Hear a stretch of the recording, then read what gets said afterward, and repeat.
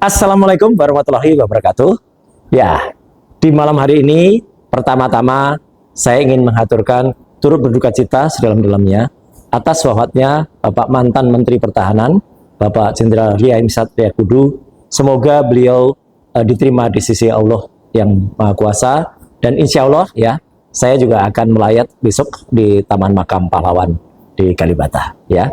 Dan untuk keluarga ditinggalkan, semoga tabah menerima cobaan ini. Dan untuk semua junior-juniornya termasuk saya juga, semoga kita bisa meneladani apa yang baik dari Pak Jenderal Ria Misat Triakudu. Nah, setelah itu kita yang seru sekarang. Jadi ternyata ini berlanjut ya. Wah, yang namanya Mak Lampir ini berlanjut. Saya barusan dikontak oleh Pemret ini ya. Pemretnya cuma-cuma, kok cuma-cuma, cumi-cumi. Namanya Mas Vincent Bero. Ya, minta saya untuk memberikan klarifikasi atas pernyataannya Mak Lampir ini di dia. Saya jawab ya, Mas Vincent, terima kasih atas kesempatannya. Ya, saya tadi sudah jawab gitu. Tapi biarkan Mak Lampir ini yang mengklarifikasi kebohongannya. Ya, jadi dia yang harus klarifikasi. Wong dia yang bohong kok saya yang suruh klarifikasi, itu gimana? Biar dia klarifikasi kebohongannya soal statementnya di mana. Katanya akun Twitter saya @krmtroy2 itu ya, itu pernah diperiksa oleh cyber Polda Metro dalam kasus ijazah Jokowi. Dia bilang gitu ya. Jadi kalimat itu jangan dibolak-balik oleh para termul ya gitu. Bahwa akun Twitter saya katanya pernah diperiksa dan disita dalam kasus ijazah Jokowi, dan saya minta maaf katanya. Bohong sekali lagi Mak Lampir ya. Sekali lagi saya katakan kamu bohong.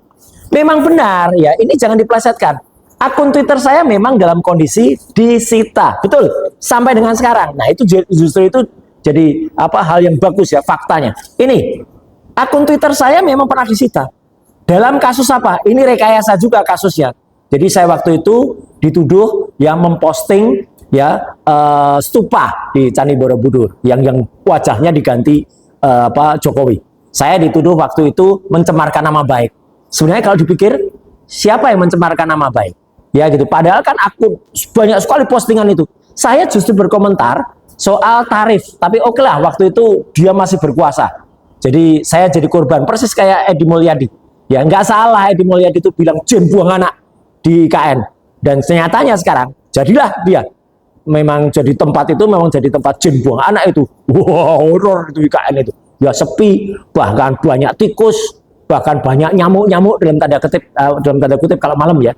Itu banyak pekerja di sana itu yang udah pada cerita, Mas kalau di sini kalau malam banyak nyamuk loh gitu. Oh alah, akhirnya jadi tempat gituan juga itu ya. Oh, ya jadi artinya sudahlah itu. Nah, dan kasus saya itu insya Allah nanti kalau misalnya sudah dirotasi dan sudah ditranslasi resimnya, insya Allah itu memang akan PK dalam kasus ini stupa itu. Karena itu komentar yang saya rekayasa betul tuh, ada sekelompok orang yang kemudian mengaku agama tertentu, padahal organisasi terbenal agama Buddha, saya berterima kasih kepada Walubi ya, organisasi waktu itu belain saya. Tapi namanya kasus yang sudah direkayasa, dipaksakan, semuanya sudah disetir ya. Jadi ya sudahlah gitu. Dan putusan akhirnya itu yang konyol. Tuduhannya katanya menista agama. Tuduhannya katanya mencemarkan nama baik. Tapi akhirnya apa? Akhirnya saya dianggap menghina seorang Jokowi yang dipilih oleh 50% rakyat. Ini putusan apa gitu loh. Konyol banget itu waktu itu, tapi nggak apa-apa ya, tunggu aja nanti ketika. Dan ini memang benar. Jadi kalau ada orang yang bilang itu akunnya Roy Suryo tuh nggak disita karena dia bisa melakukan rekayasa, nih loh sudah disita. Jadi kalau akun sudah disita, siapa yang bisa melakukan rekayasa terhadap akun itu? Iya, yang kelompok-kelompok yang bisa punya akses terhadap akun itu. Saya sudah nggak ada lain lagi. Jadi artinya memang benar akun saya disita, tapi tidak benar sekali lagi. Kalau akun @krmtroy2 itu kemudian memposting ijazah Jokowi, dan kemudian ijazah Jokowinya yang kemudian diperiksa cyber seperti kata Mak Lampir ini, kemudian saya minta maaf. Nih, gimana orang kan bilang, Mas gak bisa direkayasa, ada yang kata nyimpen linknya. Saya tunjukkan teman-teman. Lihat dua postingan ini. Yang satu sudah saya kasih tanda asli, yang satu hoax. Ya, dua-duanya mirip. Serupa tapi tak sama. Coba Anda perhatikan ini di bawah ini. Yang asli itu tertanggal ya 13 Juli tahun 2022. Tapi coba lihat tanggal di sini. Gampang kalau mau buat tanggal menjadi 21 Februari tahun 2020. Dan waktu itu namanya Twitter, belum X. Jadi kalau namanya X itu salah ketik. Coba Anda perhatikan dua ini. Gampang banget kan kalau mau bikin rekayasa.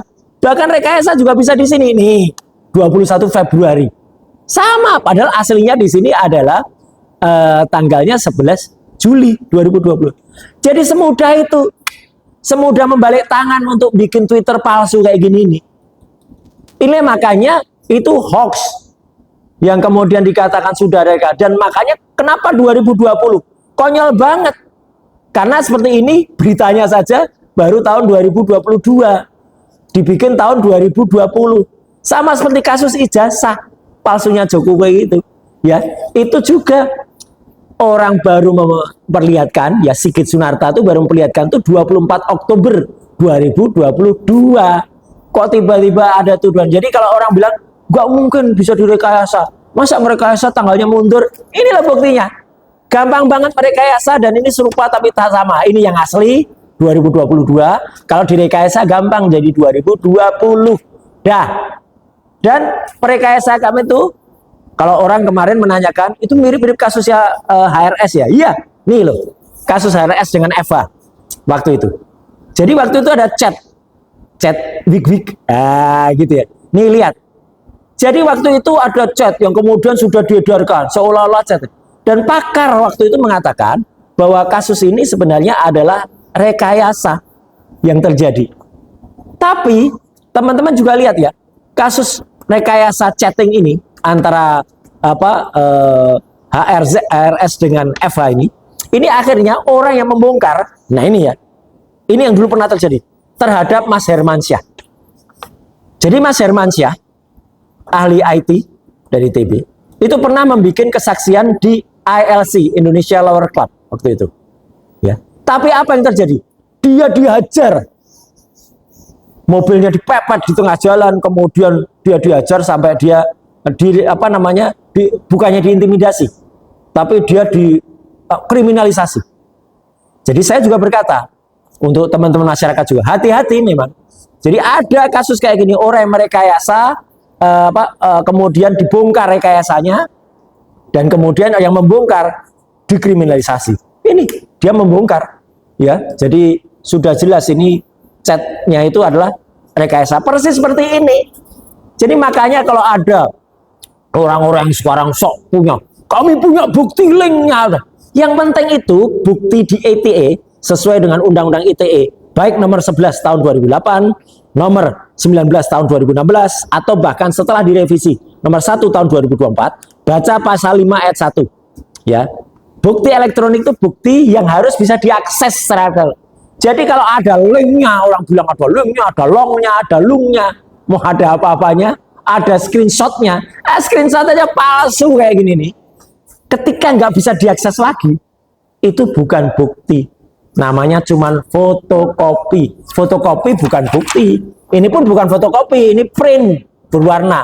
Maka print berwarna itu yang penting. Makanya printnya yang dilakukan oleh Dian Sandi itu yang penting. Kalau cuma fotokopi nggak bisa jadi bukti. Tapi kalau itu berwarna, seperti yang diposting Dian Sandi pada tanggal 1 April 2025, itu yang jadi bukti. Jadi kalau ada orang cerewet bilang, oh itu bisa ada linknya, tapi nggak bisa diakses. Lah kalau nggak bisa diakses lagi berarti orang yang punya hak, orang yang punya kuasa atas akun ini, itu yang harus ditanya atau pihak itu. Saya sudah nggak punya kuasa lagi terhadap akun saya karena udah disita. Jadi clear ya, nggak usah terlalu panjang. Saya juga nggak usah melayani foto nantang-nantang. Kalau nantang-nantang teriak-teriak aja di lapangan sana, ya gitu. Nggak usah, dah penjelasan gini aja jelas. Itu membuktikan paniknya para termul. Karena hari ini itu sudah di ujung tanggal 31 Mei. Ya, mana katanya akhir Mei. Dulu bahkan itu bilangnya masih pada April. Bahkan si Aswan itu ya, itu bahkan bilangnya mulai tahun lalu itu udah bilang mulai Agustus apa. Sekarang mereka rubah lagi nanti Juni. Alah, mundur terus ya. Bahkan ini Mak Lampir ini sekali lagi dia bilang, yakin Roy Suryo ditahan, siap 10 juta. Ayo mana 10 jutanya? Biar teman-teman wartawan nagih dia. Ya, dan karena dia kan semakin konyol, dia didampingi si Aswan lagi. Kemudian nganter orang melaporkan Michael Sinaga lagi.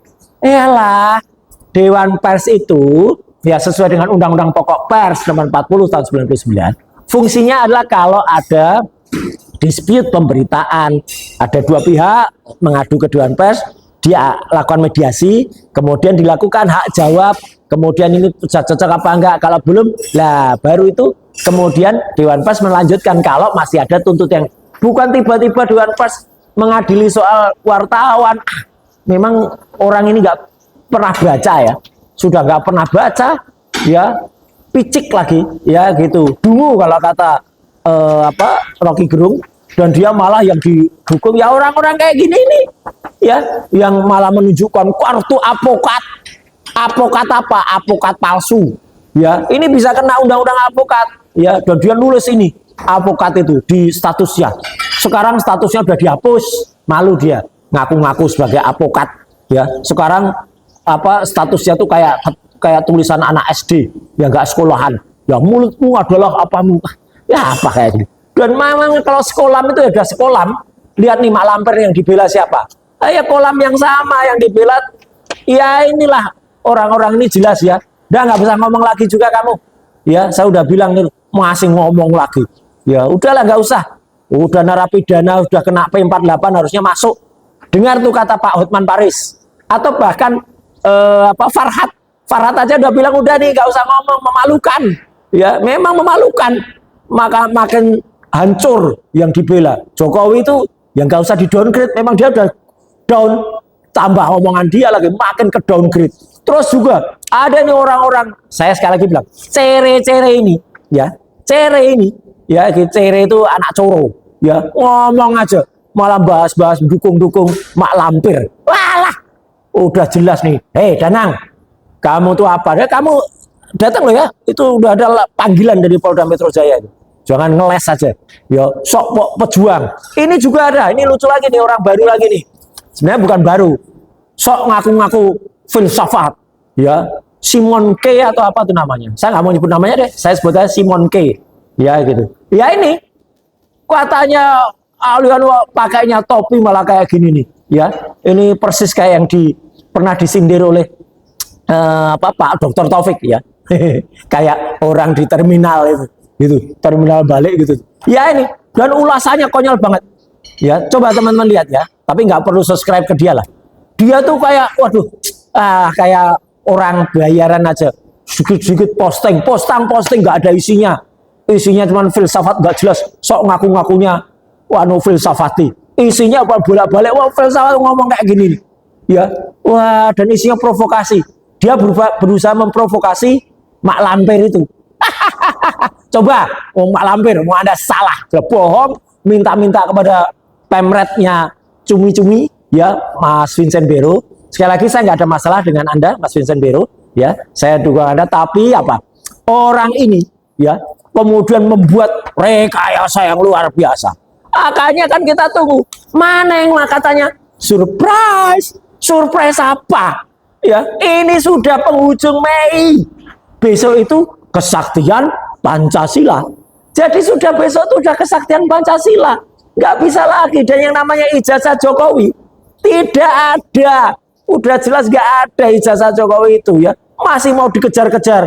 Teman-teman kalau mau buku ijazah Jokowi ya, nanti silahkan hubungi ya nomor handphone yang ada di bawah ini. Ya, nanti untuk teman-teman mau itu Roy Suryo Official, langkah update ya, Tribrata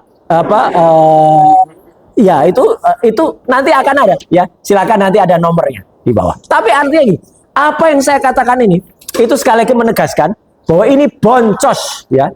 Sudah jelas ya, kasus Verdi Sambo ini cuman 72 hari. Sudah jelas kasus Jessica ini cuman 141 hari. Ada kasus yang lebih cepat. Kasus perampokan bank CIMB yang ditangani oleh Pak Ugroseno waktu itu hanya 40 sekian hari itu malah sudah kena ya. Ini kasus nggak jelas kayak gini malah sampai hampir 400 hari. Ya, parah memang mereka. Dan nanti saya spill dikit ya, selain kita bicara soal ijazah yang tetap 99,9% palsu ini, nanti di bagian kedua saya akan ngobrol dengan Pak Komjen Ugraseno. Nanti soal apa? Nah, ini tak bocorin dikit. Nah, kita ucapkan salut dan bangga kepada teman-teman dari PDIP yang sudah mulai bersuara. Ayo makanya, ayo bersuara karena ini sesuai ya. Apa statement Mas Jarod, apa statement Pak Hugo Pereira, sesuai dengan statement apa yang disampaikan oleh Ibu Mega waktu itu. Ibu Mega dulu pernah mengatakan ya, tunjukkan saja kalau memang ada. Lah, masalahnya nggak ada, Bu. Mau ditunjukkan apanya kalau nggak ada? Masalahnya ijazahnya nggak ada. Ya, bahkan waktu itu Ibu Mega bilang kalau asli kasih saja. Dan saya waktu itu juga pernah menyatakan dukungan saya terhadap Bu Mega. Betul. Jadi masih banyak yang waras. Nah, akhir kata saya kepada Mak Lampir ya, gitu. Kamu klarifikasi sendiri saja di channel itu, ya, gitu. Nggak usah ngajak-ngajak saya untuk klarifikasi itu, nggak usah. Bohong tetap bohong. Jadi yang namanya Mak Lampir terungkap kebohongannya, dan yang namanya akun Twitter itu, ya ngapain saya melayani orang pinggiran, orang lapangan itu? Nggak usah ya. Karena apa? Itu mudah banget mau dilakukan rekayasa terhadap akun Twitter. Ini loh contohnya. Ini yang aslinya hoax. Yang satu aslinya 2022, yang hoax 2020. Gitu aja gampang. Bikin Twitter asli orang apa dan yang palsu aja orang ribut. Gitu ya. Sekian, terima kasih. Wassalamualaikum warahmatullahi wabarakatuh.